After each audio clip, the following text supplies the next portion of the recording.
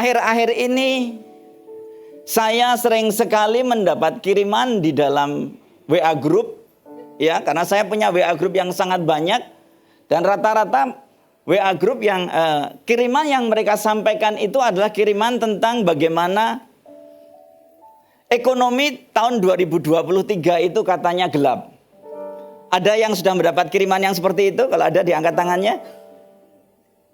Ya, beberapa sudah mendapat. Jadi begini. Bahkan juga di podcast-podcast sudah dibawakan, katanya tahun 2023 adalah tahun yang sangat gelap. Nah, Bapak Ibu, segelap apapun prediksi yang mereka lakukan, kita nggak perlu takut dan khawatir. Sebab Tuhan kita itu pasti lebih besar dari masalah yang akan terjadi. Tidak ada yang terlalu besar buat Tuhan. Dan kalau semua diizinkan terjadi, itu pasti nggak melebihi kekuatan kita. Bagian kita adalah tetap melekat kepada Tuhan dan melakukan apa yang menjadi bagian kita. Nggak perlu khawatir. Sebab justru kekhawatiran kita itu akan membuat kita menjadi lemah. Kita masuk ke tema yang baru, yaitu mempermuliakan nama Tuhan melalui kehidupan keluarga kita. Kita buka bersama-sama, kita baca dari Matius 7 ayat 24 sampai 27. Setiap orang yang mendengar perkataanku ini dan melakukannya, ia sama dengan orang yang bijaksana yang mendirikan rumahnya di atas batu. Kemudian turunlah hujan dan datanglah banjir. Lalu angin melanda rumah itu. Tetapi rumah itu tidak rubuh sebab didirikan di atas batu. Tetapi orang yang mendengar perkataanku ini dan tidak melakukannya, ia sama dengan orang yang bodoh, yang mendirikan rumahnya di atas pasir. Kemudian turunlah hujan dan datanglah banjir. Lalu angin melanda rumah itu, sehingga rubuhlah rumah itu, dan hebatlah kerusakannya. Bapak Ibu Saudara terkasih, dalam kehidupan kita berkeluarga, pergumulan dalam kehidupan adalah hal yang biasa. Katakan bersama saya, hal yang biasa. Jadi nggak ada satu keluarga pun, nggak ada satu pribadi pun di dunia ini yang terbebas dari yang namanya pergumulan. Namun demikian kita nggak perlu takut, kita nggak perlu khawatir, sebab kita mempunyai Tuhan yang bisa dipercaya. Tuhan yang dahsyat dan tidak pernah meninggalkan kita. Buktinya apa? Buktinya kita sudah melewati pandemi. Hari ini kita bisa memuji dan mempermuliakan nama Tuhan. Itu bukti bahwa Tuhan kita lebih berkuasa dari masalah apapun yang kita hadapi.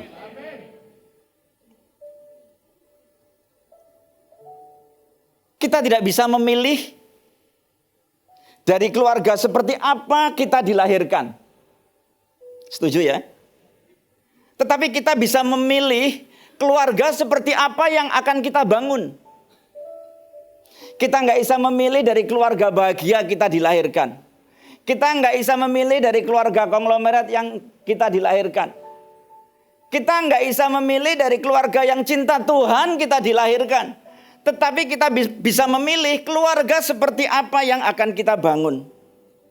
Firman Tuhan yang sudah kita baca tadi menyampaikan bahwa membangun keluarga itu nggak ada ubahnya seperti membangun sebuah rumah.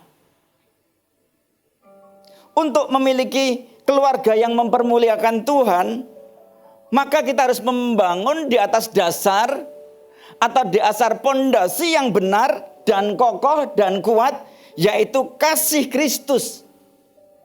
Kasih yang tanpa syarat. Salah satu bentuk kasih Kristus bahwa seseorang hidup dalam kasih itu adalah sabar dan mudah mengampuni. Katakan sabar. Nah, sabar ini mudah diucapkan, tetapi sulit dilakukan. Ya. Sebab sabar ini dalam bahasa Inggrisnya adalah long suffering. Artinya apa? Menderita yang panjang.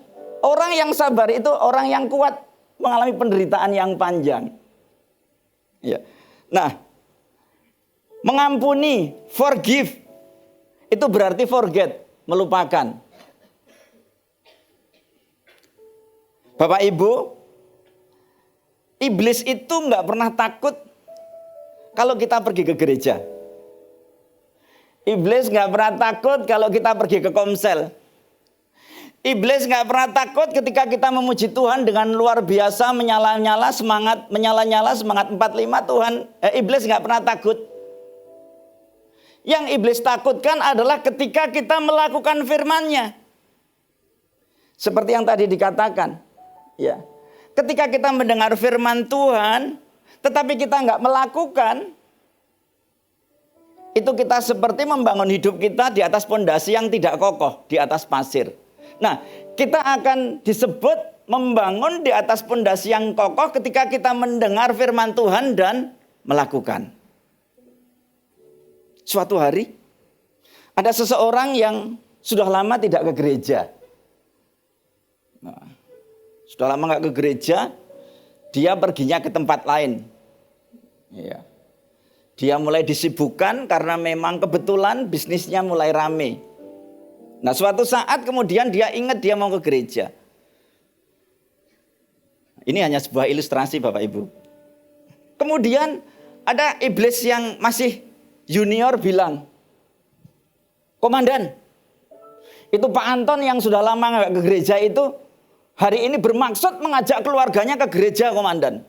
Wah, kan gitu. Kemudian iblis yang senior dia, yang komandannya berkata demikian, "Oh, nggak usah khawatir. Kita nggak perlu khawatir Pak Anton pergi ke gereja. Nggak perlu khawatir. Kita lihat saja nanti bagaimana." Kemudian tibalah hari Minggu itu. Dan Pak Anton datang ke gereja. Wah. Nah, di gereja kita tahu ada jemaat, ada asar yang dewasa dan ada yang kurang dewasa, betul? Iya. Nah, ketika ketemu asar yang dewasa, "Woi, shalom Pak Anton. Puji Tuhan, gimana kabarnya? Silakan datang Pak. Itu Pak, silakan ikut ibadah."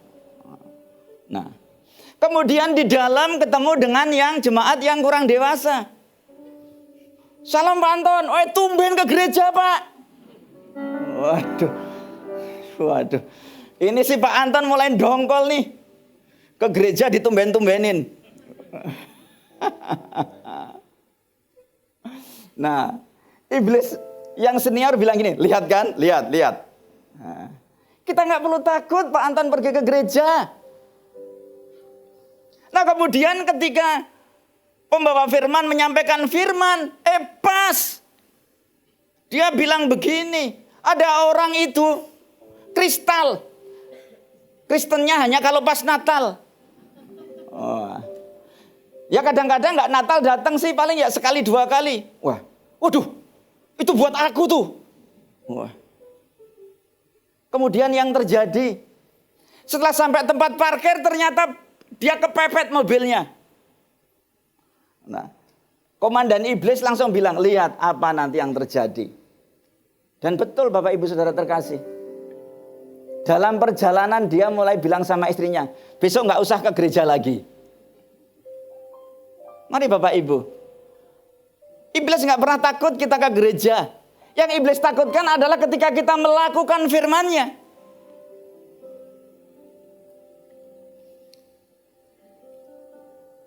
Keluarga adalah tempat yang terbaik untuk mendidik dan mempersiapkan anak-anak untuk menjadi pribadi yang kehidupannya mempermuliakan nama Tuhan. Bagian kita sebagai orang tua adalah menjadi teladan dan mendidik anak-anak kita untuk menjadi anak-anak yang takut akan Tuhan. Pergi beribadah dan melakukan firman Tuhan. Karena ada orang-orang itu kalau pergi beribadah bukan karena dia rindu beribadah, tapi rasanya belum komplit kalau nggak ibadah. Katakan di sini nggak ada. Ya, karena saya melihat Bapak Ibu Saudara semua cinta Tuhan. Tepuk tangan buat jemaat KRC. Mazmur 133 ayat 1 sampai 3. Nyanyian ziarah Daud. Ini ada lagunya nih. Sungguh alangkah baiknya, sungguh alangkah indahnya. Nah ini, apabila saudara-saudara diam bersama dengan apa? Rukun. Katakan rukun. Ya. Senggol kanan kirinya, katakan rukun. Iya.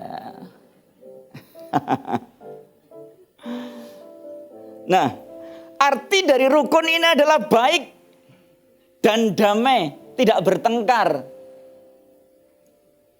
Jadi mari, tadi mungkin ada di antara bapak dan ibu yang sebelum berangkat ada pertengkaran kecil. Mungkin karena bangunnya kurang pagi, atau pakaian yang mau dipakai kok nggak cocok, ya segera diselesaikan ya. Nah, pertanyaannya, apakah bisa tidak ada pertengkaran di dalam keluarga? Bisa. Caranya bagaimana? Tentu saja jika setiap anggota keluarga itu memiliki komitmen untuk hidup di dalam kasih. Ya. Seperti yang saya sampaikan tadi, hidup di dalam kasih Kristus. Kan membangun keluarga di atas dasar yang benar, yaitu kasih Kristus. Mendengar dan melakukan firman-Nya. Ya. Hidup di dalam kasih, mempunyai komunikasi yang nyambung. Sebab kadang-kadang komunikasi nggak nyambung, tulalit.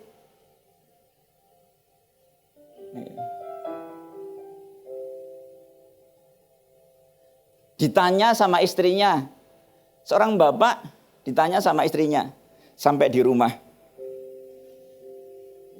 Sayang, sudah makan belum? Nah, suaminya tulalit. Saya tadi ke meja makan nggak ada makanan. Nyambung nggak? Nggak nyambung. Harusnya, oh belum. Nah, karena siapa tahu istrinya membuat surprise. Jadi komunikasi yang nyambung itu akan membuat apa yang namanya hidup rukun. Dan ketika setiap anggota di dalam keluarga itu berfungsi sesuai dengan fungsinya masing-masing. Ayat selanjutnya dikatakan demikian. Seperti minyak yang baik di atas kepala meleleh ke janggut, yang meleleh ke janggut Harun dan ke leher jubahnya. Minyak ini adalah sesuatu hal yang harum, yang baik.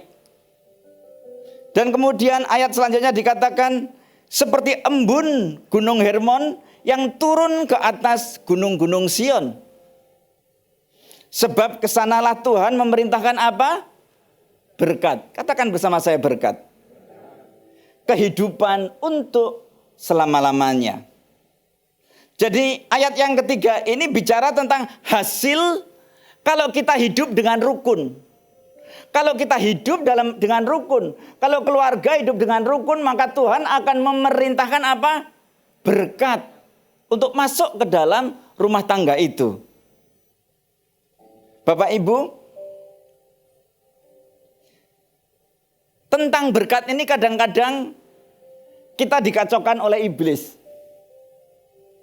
Tidak sedikit orang, bahkan ada orang Kristen yang berpendapat ketika bicara mengenai berkat, itu berarti bicara tentang uang. Enggak saudara, enggak Bapak Ibu. Berkat itu bukan hanya tentang uang. Nah, kalau kita berpikir tentang berkat itu pasti uang, nah kita sedang masuk dalam jebakan Batman. Kita masuk dalam jebakan iblis. Sebab uang itu hanya salah satu. Ya. Uang itu bukan segalanya. Ada banyak hal yang tidak bisa kita dapatkan. Bahkan ketika uang kita banyak. Ada banyak hal. Dan itu hanya bisa kita dapatkan dari Tuhan.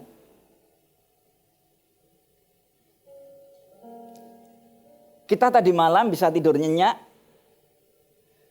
Dan pagi hari ini kita bisa bangun dengan segar, itu karena berkat.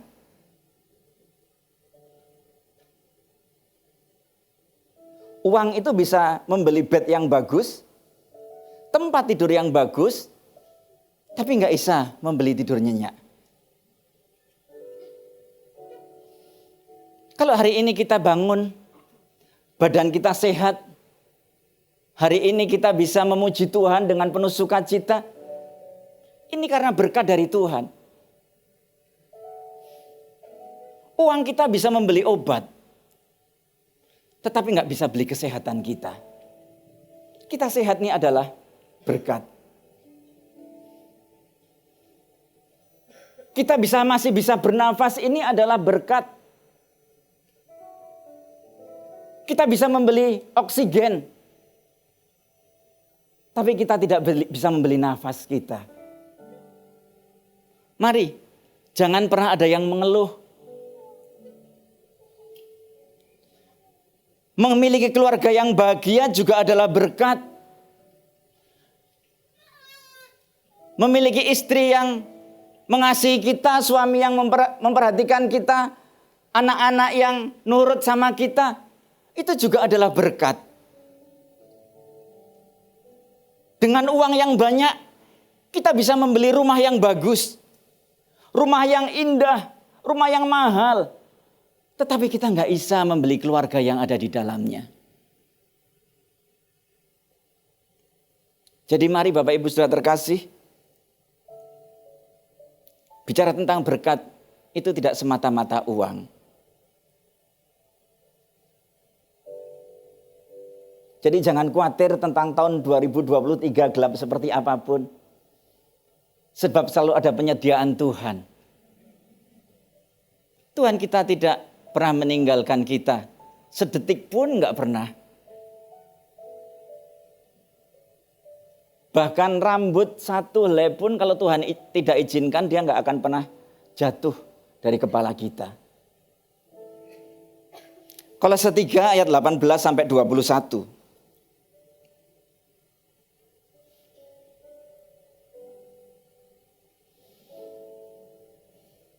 Hubungan antara anggota-anggota rumah tangga. Rumah tangga ini bicara tentang keluarga.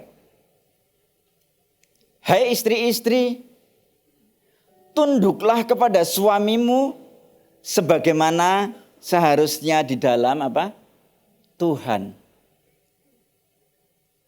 Ibu-ibu, istri-istri, mari tunduk kepada suamimu. Ya. Di luar sana tidak sedikit istri yang sukanya nanduk-nanduk suami.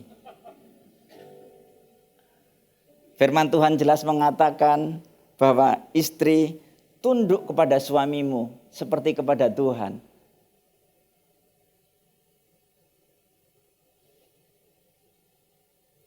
Pak, gimana Pak? Kemarin itu waktu pandemi Pak, gimana bisa tunduk Pak? Sudah berangkat pagi-pagi, pulang petang-petang, penghasilan sing ada. Nah, istrinya ngomong gitu kan. Nah, kemudian suaminya bilang gini, sayang, dulu kamu lupa ya. Dulu waktu belum nikah itu kan kamu bilang, aku tapi gak punya apa-apa loh, gak masalah. Yang penting ada di dekatmu, engkau ada di dekatku, hatiku rasanya nyes. Nah sekarang setelah nikah, kenapa engkau lupa dengan perkataanmu? Yang penting kan aku ada di sebelahmu. Apapun keadaan suami, ibu-ibu, mari. Beri semangat dia, semangati dia. Suami yang berhasil itu karena ada istri yang support dari sebelahnya, bukan di belakangnya. Sebab suami dan istri itu selevel, ya, support. Ayat selanjutnya dikatakan, hai suami-suami kasihlah istrimu dan janganlah berlaku kasar terhadap dia.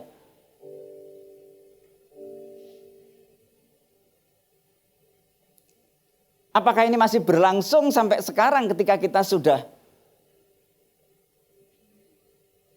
menikah? Bahkan mungkin anaknya sudah 3, 4 atau bahkan 5. Masihkah seperti ini? Mengasihi istri dan tidak kasar.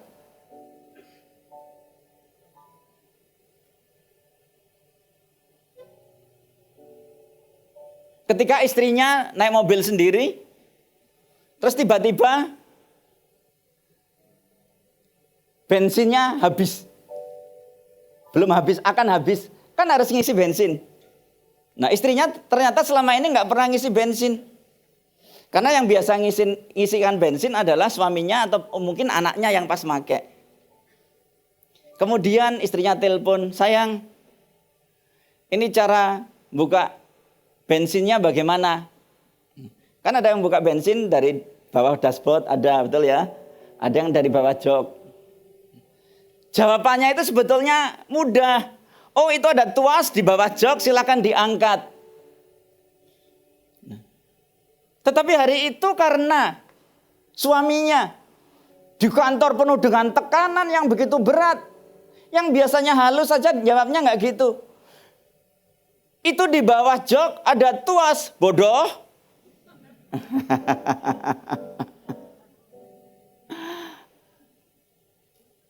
Janganlah seperti itu. Nah, kadang-kadang itu ya, pertengkaran dimulai dari tambahan kata-kata yang nggak perlu ditambahkan. Kan cukup ngomong, itu ada tuas kecil di bawahnya, tolong diangkat. Selesai kan? Nggak perlu pakai bodoh. Karena belum tentu istri kita bodoh. Dan saya yakin istri kita pasti nggak bodoh. Karena kalau kita memilih istri yang bodoh berarti salah kita, betul ya? Iya. Mungkin istri kita kan karena rindu dengar suara kita kan, makanya dia nelpon, padahal dia sebetulnya tahu.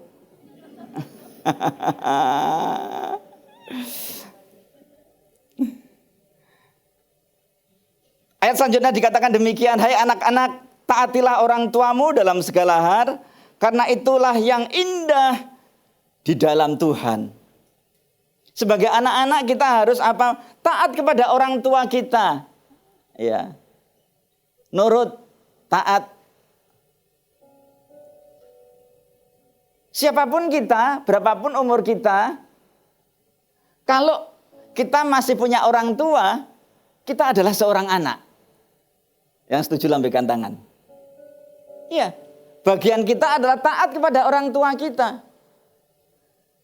Mungkin Bapak Ibu berkata, orang tua saya itu sudah kuno, Pak. Ya iyalah, pasti lebih kuno dari kita. Karena orang tua kita pasti sudah lebih tua dari kita, betul ya? Tapi bagaimanapun juga orang tua kita itu pasti lebih banyak makan asam garam dari kita. Kita harus taat dan tunduk hormat kepada orang tua kita. Ayat selanjutnya dikatakan demikian. Hei bapak-bapak, janganlah sakiti hati anakmu supaya jangan tawar hatinya. Anak kita yang namanya juga seorang anak, sangat manusiawi sekali kalau anak kita melakukan hal-hal yang keliru. Nah, bagian kita adalah membawa dia supaya hidup dia kemudian benar. Enggak menyalah-nyalahkan dia. Jangan membanding-bandingkan dengan hidup kita. Kita enggak bisa membandingkan anak kita dengan kita. Karena apa? Ya karena memang anak kita itu mungkin belum nyampe cara pemikirannya seperti kita. Dan juga karena apa? Kita dilahirkan dengan anak kita dilahirkan itu di zaman yang berbeda. Betul ya? Bagian kita adalah memimpin dia, memberikan teladan kepada dia. Bukan untuk menyakiti hati anak-anak kita. Hati-hati, jangan sampai ada kata sia-sia yang keluar dari mulut kita. Yang paling sering saya dengar ya, tapi nggak di sini. Orang-orang yang belum kenal Tuhan. Pak, anak saya sudah mulai nakal sekali. Mulai sekarang jangan katakan anak kita nakal. Anak saya sudah mulai aktif. Anak aktif itu nggak nakal. Ya. Pak, anak saya itu bodoh sekali, Pak. Bagian kita itu tidak membodoh-bodohkan anak kita. tetapi membawa anak kita menemukan apa yang Tuhan rencanakan dalam kehidupannya dia. Karena bapaknya ahli matematika, dia menganggap anaknya matematika nilai 5 bodoh. Padahal anaknya Tuhan punya rencana mau jadi ahli musik. Halo. Nah kalau bilang, oh kamu bodoh sekali nilai matematika 5. Lah bagaimana kalau kemudian anak kita bilang, Papa bodoh banget, gitar aja nggak bisa. Baik, mari Bapak Ibu Saudara terkasih. Untuk memiliki keluarga yang bahagia. Untuk memiliki keluarga bagaimana? Melalui kehidupan keluarga kita nama Tuhan dipermuliakan.